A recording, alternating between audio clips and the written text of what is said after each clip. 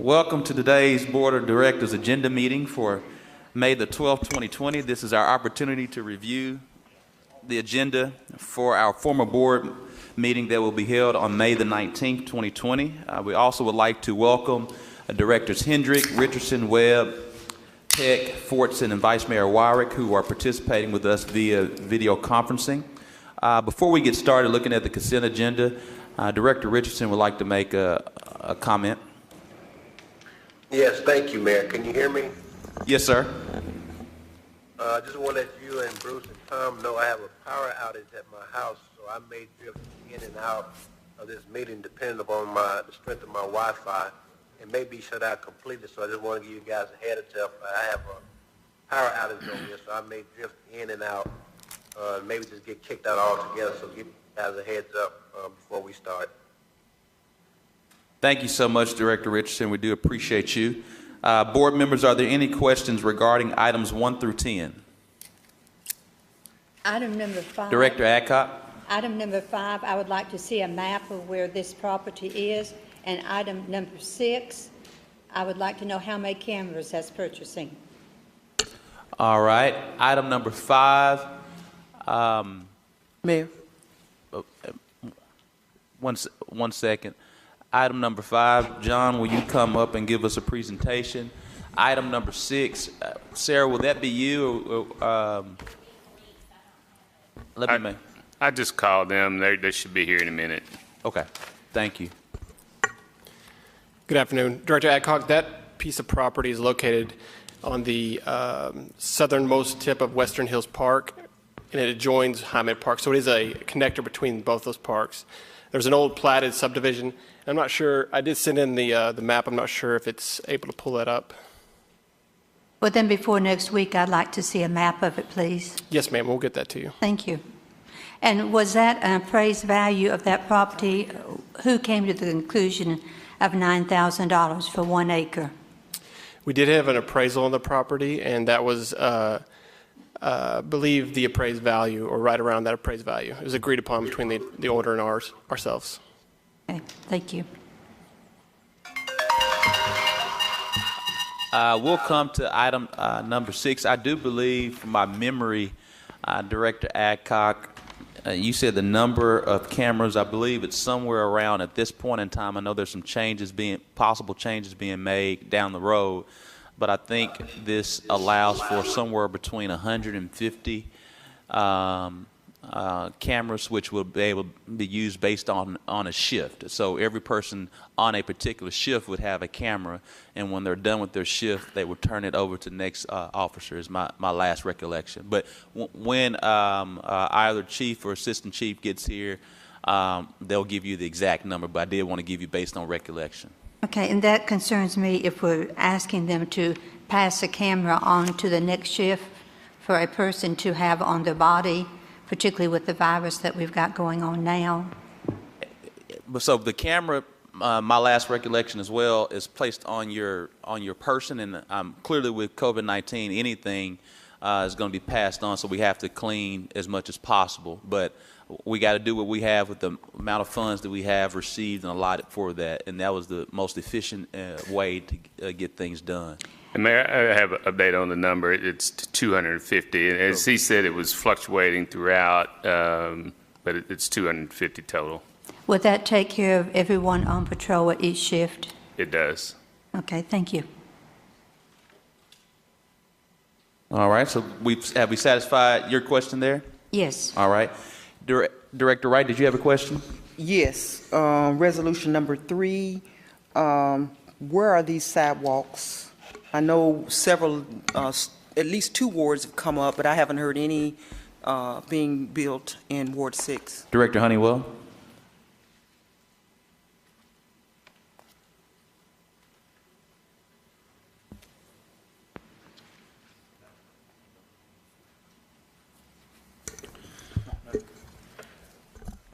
Mayor, board members, Director Wright, all of these particular sidewalks are in Ward 1. What we're working through right now with our sidewalk program are requests that we've received between 2012 and 2016. We have already completed all of the requests in that list For all of the other, we had requests across the city in that list. All of the other wards that were on that list, those projects have already all been done. So we're finishing up all of this list with this contract, and we hope to move into our next list, the 2016 to closely present day, probably next year. So then we'll be getting back into the other wards with the contracted sidewalk replacement. We're still doing replacements with our own crews throughout the city where we have requests. We try to do these contracts where they're a little more concentrated. We get a better price from the contractor that way if they can stay in smaller geographical areas and they're not bouncing all over the place doing the work. So we will be back in Ward 6. It's just this particular contract does not have that. Can you get me a list of what has been constructed in Ward 6 within the last 3 years? Certainly, yeah. Okay, I can get that email to you tomorrow. Thank you. You're welcome. Vice Mayor Wyrick. I want to go back to item number 5. I want to make sure I get a copy of that map since this is in Ward 7. The other thing I would like to know is the participants from these two groups that agreed that this connectivity was a good thing. I just want to make sure that we got the right people that are involved. And then also, it says the money is coming from the Western Hills dollars. And since we have that, since it has a federal park designation now, does that follow the guidelines for the grant money that we got for that park? John Eckert.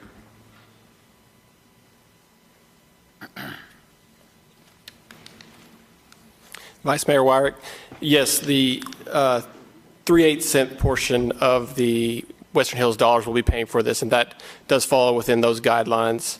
I don't think the Outdoor Legacy Grant has any stipulations as to how exactly we utilize those funds, other than the fact that we've promised to match to a certain extent. As far as the parties involved, it was the landowner and ourselves. We have made the Western Hills Neighborhood Association aware of this connectivity, and they are supportive. Other than that, it's been the property owner and the Parks Department. Okay. You don't have to tell me today. You may not have it in front of you, but I would like to know the participants from Western Hills that you worked with on this. Yes, ma'am. Thank you. Make sure I get a map. Will do. Thank you. Ellie. Director Adcock. Yes, to follow up with that, Mr. Eckert, you mentioned the Western Hills neighborhood was involved and they're supportive of this. Did you ask Metacliff the same questions? We met with them previously as well, and we've told them about our plans to do a greenway, and they all felt very supportive of that as well. Okay, thank you.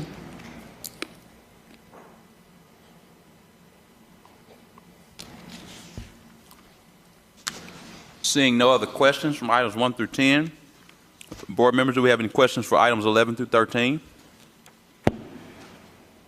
Director Adcock. Item number 12. Yes, ma'am. I didn't see anything mentioned of the Hillcrest Neighborhood Association. Was they sent this information, and did they have a meeting, or did they have a vote on this? Director Collins.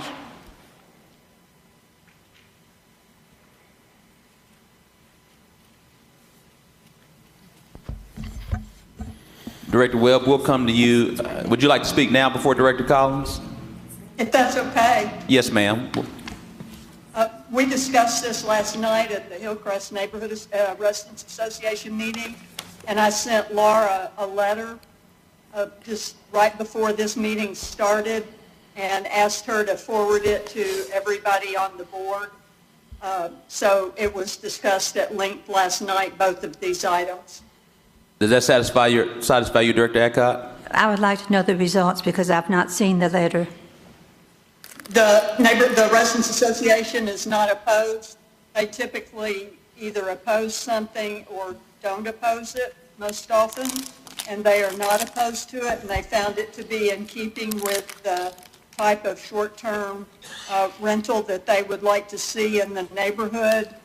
And that's what's conveyed well in the letter that hopefully you will have shortly. Okay, thank you. That's all I needed, John. All right, seeing no other questions? Director Richardson?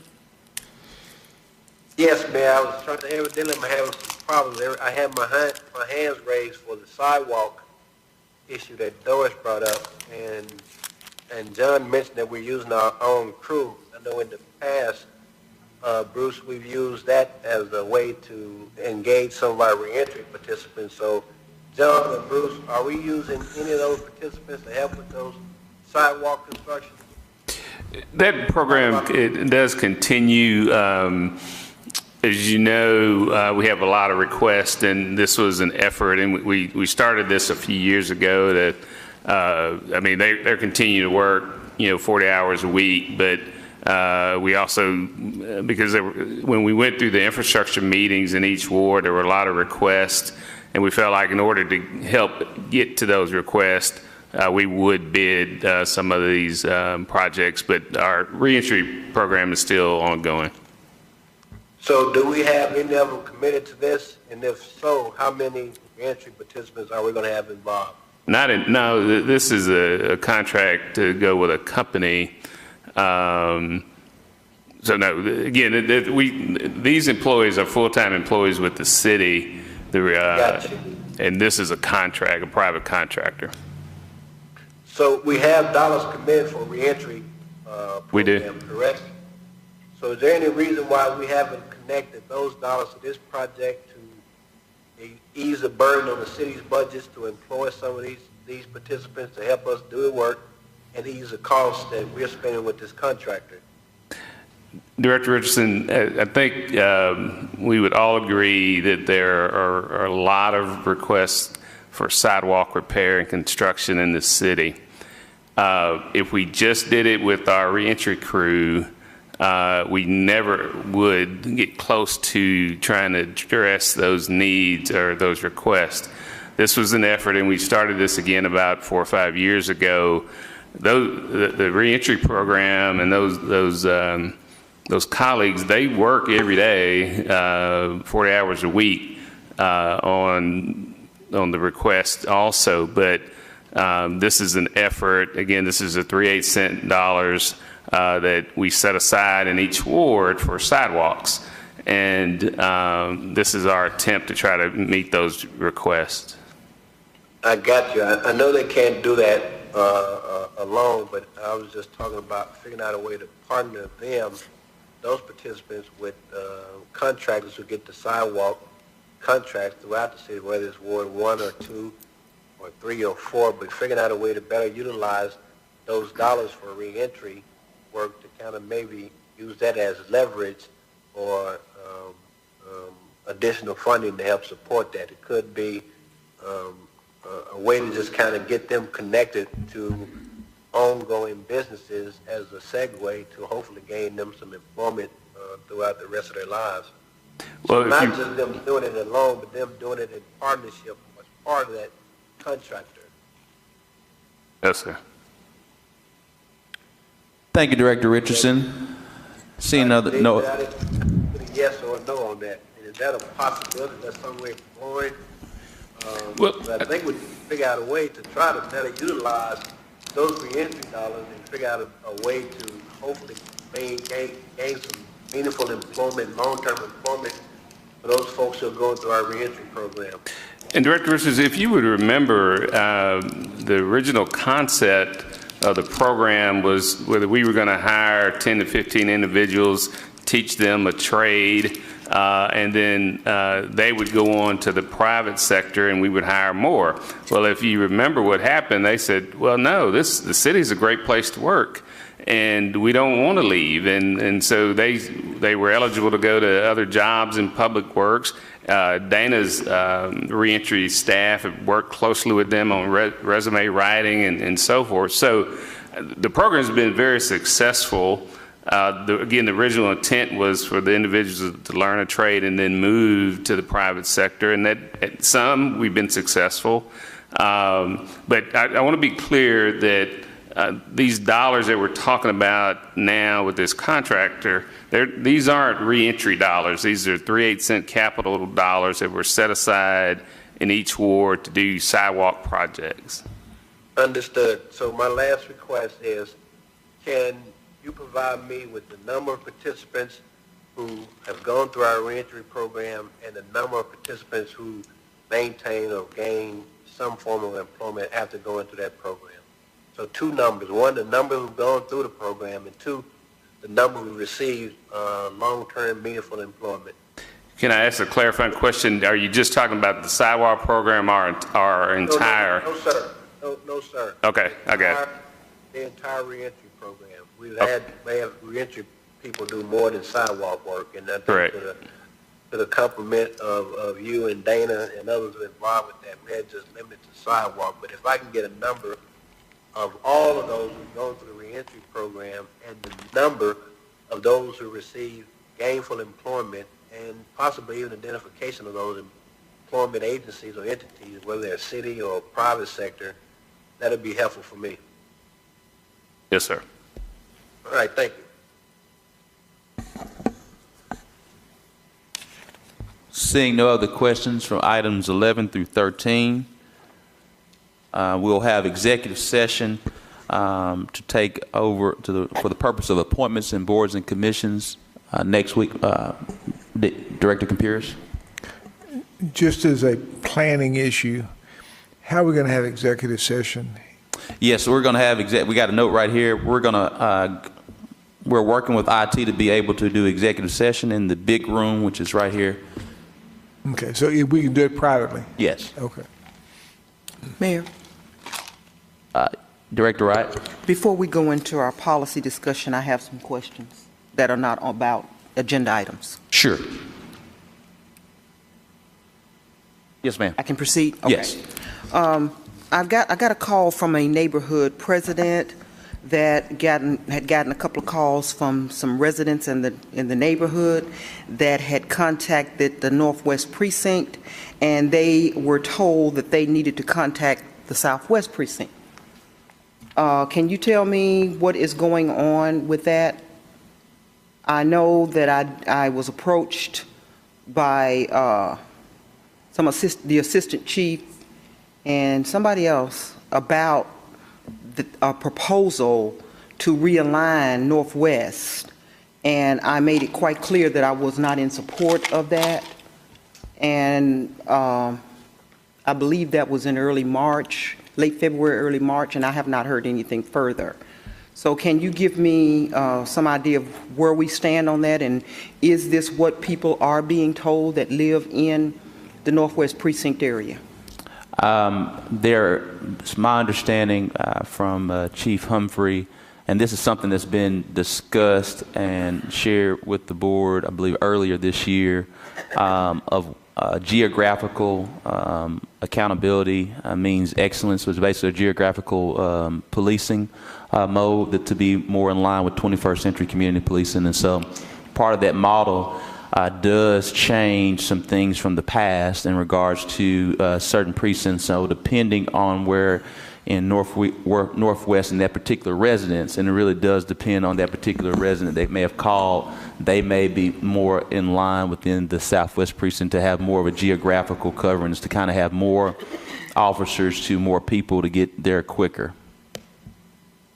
And as you know, I think you know from history's past, Northwest is the largest precinct and a lot of ground to cover in the Little Rock Police Department. And so this is a way to ensure that all residents are able to get as much police coverage as possible from a geographical standpoint.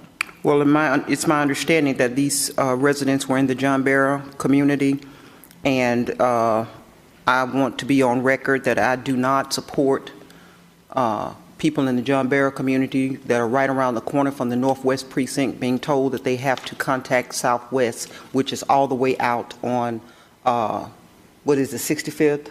Baseline Road. That doesn't make any sense to me, and I am not in support of that, and I object to my constituents being told that when they live right around the corner from a precinct. Yes, ma'am. Thank Okay? you. And I would like to have a further discussion with you about that. Yes, ma'am. Okay, now also too, can you give an update on our non-essential full-time employees? It's my understanding that they are no longer being paid. That is incorrect. As we shared on April the 5th when we did our last budget adjustment, that our non-essential part-time employees would be furloughed, and that it would come a day that our non-essential full-time would no longer be able to be paid in full, but we would keep health insurance in place. And so it's now been 61 days since we announced our state of emergency. And so our non-essential full-time employees have been home on paid status for now 61 days, and we can no longer financially sustain that decision that's been shared with the board. We shared that at the April 5th, I believe was the date, board meeting when we discussed all of the ramifications of the different decisions. And so starting on the May 9th pay period, and Sarah, let me know if it's the May 9th. Starting on the May 23rd paycheck, with the May 23rd pay period, employees who are still on non-essential status, which they will be, are directed to use their paid time off and vacation to receive their normal pay. In the event if they don't have enough paid time off to cover their normal pay, due to that reduction, not necessarily reduction, but due to that lack of payment, they will be able to have unemployment insurance. And again, additionally, we are keeping them, they are still remaining employees, but since we are still on essential only status and have not reached our regular operations, those particular employees will have the opportunity to obtain unemployment payment assistance, and we will still maintain their health care and still pay their health care coverage. And for many of those employees, not all, many of those employees, fortunately, will actually make more money with unemployment due to the, it'll be based on their years of service and pay accrual, and then there's an extra $600 stipend due to the COVID-19 pandemic. So many of those employees, which I think is somewhere around 150, will actually make more money. And then secondly, they will still maintain their health care coverage here with the city, and they still are employees. All right, thank you. And my third question is for the city manager, I assume. It's regarding the right-of-way team. Are they still working? That is Right-of-way. the right-of-way crew? They are. They are still working. Okay. I have some areas that need cut bad. Okay. Thank you, Mayor. Thank you, Director Wright. Someone else? Vice Mayor Wyrick. To bring this up, I know we've talked about it frequently in the past, but I'm getting bombarded with calls about yard waste. The most recent one has been the Otter Creek subdivision, and as you know, that's one of our shining stars in Southwest Little Rock. They have wonderful yards. They also have a lot of trees, and so there's constantly something falling out of a tree that needs to be taken care of. I know you sent out a communication yesterday in regards to what our strategy is, but I think we need to have this in front of us every time we meet and give an update where we are. I'm aware, I was told that Woodlands Edge was picked up, and hopefully they're getting closer to Ward 7. But can you give us a status today so that people that are viewing our meeting today can understand what our strategy is? Yes, ma'am. I believe it, just so everyone's aware, we sent out a press release yesterday, and I'm pretty certain it was in today's newspaper, and that that we are, as of yesterday, re-engaged to normal yard waste and solid waste operations. And so we won't be back on schedule until June. And so I'll ask Director Honeywell to give a little bit more detail, but just when you get those calls due to the COVID-19 pandemic, we clearly got behind because we had to socially distance our employees for their health, safety, and welfare, and that put us behind on service. And so since we're now doing our best to return to a regular operating schedule with yard waste, solid waste, that started yesterday and it will be until June. So when you receive those calls, please make sure they understand it's still June. And that also was emailed to the board yesterday. I believe it was yesterday or Friday. And I get it. I know we're behind, but they also want to bring up the fact that they're still paying for their pickup. And so they're anxious to get all of the things picked up. With the stuff laying out so long, it kills the grass, it destroys their yards, and they're still paying for the service. So they're anxious to get this going, get it picked up, get it back on the schedule. So I just think that we need an update every time we meet so the viewing audience can understand where we are. Sure, we'll give an update, but just again, we'll share. The update will not change, but we will do an update until June 1st because we are 4 or 5 weeks behind, and to get fully on schedule will be June 1st from that standpoint. And we do hope our residents, while they are paying the fee, the waste is going to get picked up. But we are in the middle of a pandemic, and we're doing our best. Director Honeywell. Thank you, Mayor. Excuse me. Vice Mayor Wyrick, just a quick little background.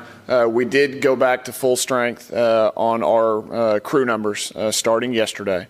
We are currently operating on Friday routes right now. We've been there. Some routes started late yesterday, and then all of them been working today. It's been taking us typically anywhere from 3 to 5 days to do a 1 day's route. Up until this week before we had full strength. So there's a lot of material that's out there, like you said. So it's going to take us a little while to get all of that caught back up. We expect by the end of this month to be back on our regular schedule and have our ability to cover a day's route in a day. That is our goal, and that's what we expect to be at by the end of the month. So right now we're on Friday routes, and off the top of my head, I can't remember if that's Otter Creek's day for their yard waste collection or not, but I believe theirs is Friday. Right. So that's the routes that we're working right now. So they should see us soon if they haven't started seeing us today. I'm confused whether it's Friday or Monday. I know I know recycling's Monday. Don't you typically pick up the solid waste the same time you pick up the green monsters? Solid waste and recycling, garbage and recycling are done the same day. Yard waste is done the day after we collect your garbage. Okay, it could be Monday then. Okay. So if they are Mondays, it's probably going to be towards the middle to later part of this week before they start seeing us in their neighborhood. Well, that's encouraging, though. Yes, ma'am. I mean, that's the light at the end of the tunnel. It's not a train. Yes. Okay. And we got back to full strength as soon as we possibly could when we felt it was safe for our employees to be out there doing the work, and we got the mechanisms and the equipment in place to be able to have them when they couldn't necessarily be socially distanced at all times. The protective equipment that allows them to be out there doing the work that they need to be doing. And that's the way I've explained it, so they'll be healthy for the afterlife. Yes, ma'am. After COVID-19. Afterlife. That's the way I described it, the afterlife. Okay, thank you for the update. You're welcome. If you can give us an update at our board meetings. A lot of people watch these, and maybe they don't get communications through the mayor's office or next door, but this would just be a way to socialize where we are with it, because it's important to our neighbors. Certainly, we'll be happy to do that. Thank you, Vice Mayor Wyrick. Director Peck and then Director Wright. I'll save you a lot of time because BJ talked exactly about the issue, which has become the bane of my existence. And I understand I'm begging people to be patient. Been posting updates from you, John, and Mayor on Nextdoor and Facebook, and most people are understanding, not everybody. So I think that talking about it and giving us regular updates, whether that may not change drastically, would be helpful. So people will stop being so mean to me and blaming me. Just kidding, but not really. But thank you, John. We appreciate it. I know y'all have a yeoman's task ahead of you, so thanks for what you're doing. Thank you. You're welcome. And Director Pegg, just on the note regarding one of your residents in your ward, that's been shared with LRPD, and we're going to kind of have a patrol. So just wanted to make sure you're aware of that. And then secondly, Director Webb, in regards to the Daisy Bates issue, that has been addressed, and I just wanted to follow up there for you. Director Wright? Yes, in regards to this same issue, are we still allowing residents to take yard waste to our facility if they free? Yes, ma'am. Until the end of May, when we expect to be back on our schedule in June, we're allowing residents with the criteria that we put in place to be able to still take their yard waste out to the landfill for free. Until May 31st? Yes, ma'am. All right, thank you. You're welcome. Thank you for reminding me of that. We talked about that earlier today, and I forgot to mention it. All right. Seeing no other questions, let me make sure. It's from the bridge. Seeing no other questions, our agenda meeting is now adjourned. Board members, we do not have a, we actually do have a census update? Yes, sir. We're now in our policy discussion. I thought we had one. We have one. We have one for this week. All right. Sorry about that. Thank you, Allison. So this is we had a census. The last census update we had was 2 weeks ago. The first slide here is basically where we are as of May 9th. We're at 56.2%. If you look at the small map here over of the city, you'll see what we're looking for is darker blue, lighter orange. Darker the blue means the higher percentage, lighter the orange means that they're going from 0 to 30% and higher. So if you go to the next slide, Allison. This is where we were 2 weeks ago. It's 427. We are at 52.4%. So we've over the last 2 weeks, we've grown about 4%. As you can see in wards 1 and 2, a lot of that darker orange had become lighter orange, and we have more of the dark blue. And that's our goal, is to get dark blue across this entire map. So if you look at our city, compare it to the national rate, which is 58.5. The state is right about 53%. The county is at 56.7. I want to say as of today, at noon today, we're at 56.8. So in the last day, we've gone up almost half a percentage. So we're trending well. So our current count is May 9th is 52.6. Again, 10 years ago, we were at 65.8. Now, this is just a bigger map to look at the wards. Where we were 2 weeks ago, we only had one dark blue ward, and that was in Ward 4. Now we have 3 dark blue wards. They are mostly in Ward 4. We're 4 dark blue wards, mostly in Ward 4. We got one in Ward 3, and we got one that splits right there in Ward 5. But the encouraging thing is that we don't have much dark orange. So that means that the wards that have underperformed compared to 2010, that we know are the hard to count tracks, people are starting to complete the census there. We're almost across the entire city at least at 30%, 40%.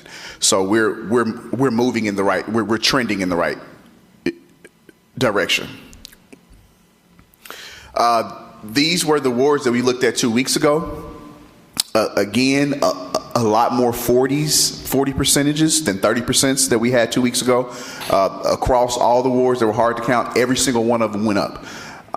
If you go to the next slide, these were the numbers at 426. As you can see, out in Southwest, where we're seeing our biggest gains now, Ward 2 and Ward 7, right there, 41.08, 41.03. Go to the previous slide, Allie.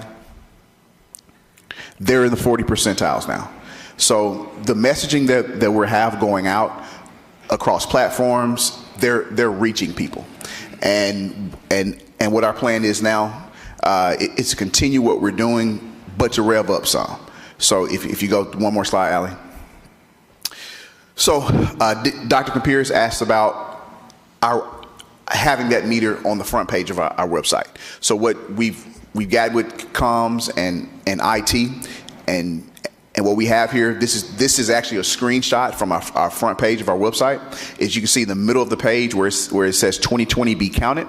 If you click that link there, you'll go to the next page, which has our meter there as soon as you click it. So this is as of 5/9. It has the state's response rate and the city's, which is 56.2. So we are making sure that we are driving awareness, and by that having on the website, we'll continue to drive people here, to drive eyes here.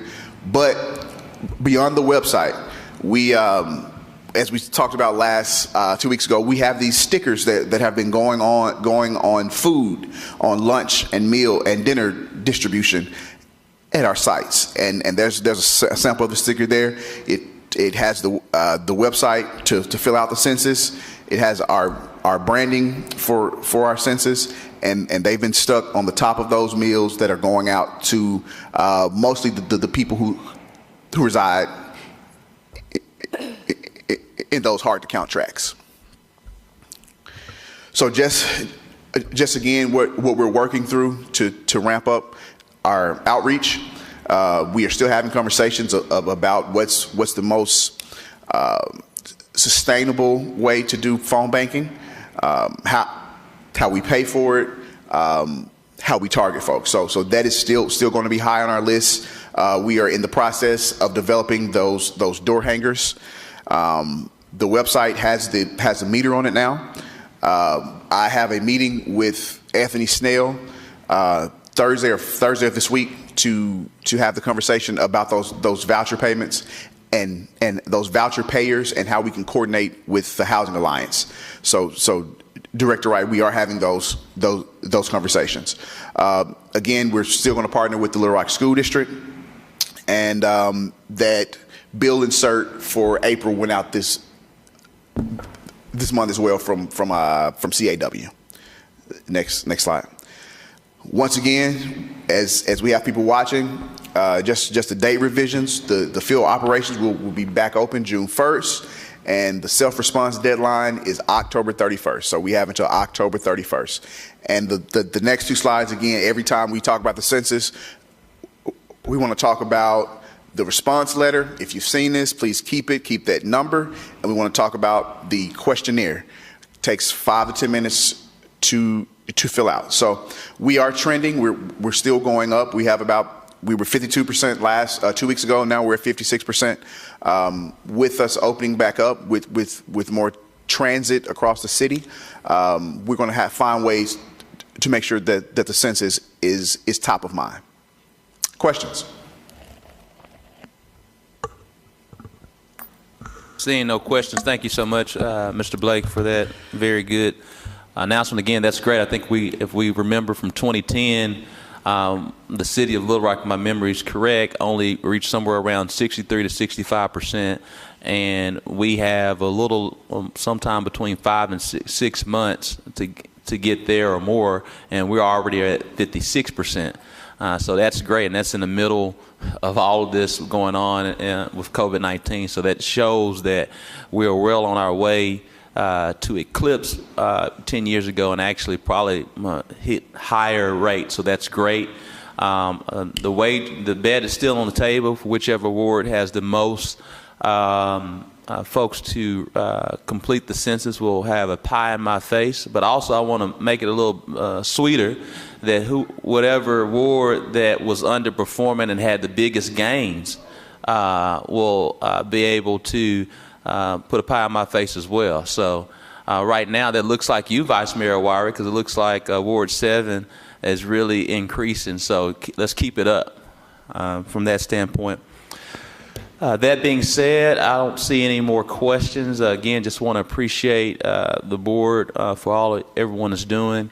We'll continue to get information out. I did want to share and give a shout out to Directors Collins and Honeywell, who hosted a virtual town hall meeting in regards to the planning codes. I believe for that to be a town hall meeting, I think we all know many neighborhood meetings, town hall meetings, very rarely get more than 10 people, sometimes more than 20, sometimes it may even be 20, but we had somewhere around 50 to 60 viewers last night, in addition to ensuring that link was sent to all of the neighborhood associations, so that's being posted online as well. I know that's been sent to all the neighborhood associations, and then it's already been before the planning, so we really have stepped up the information flow and for quite some time about those plannings. So really just want to appreciate the board as well from that standpoint. Seeing no other questions, this meeting is adjourned.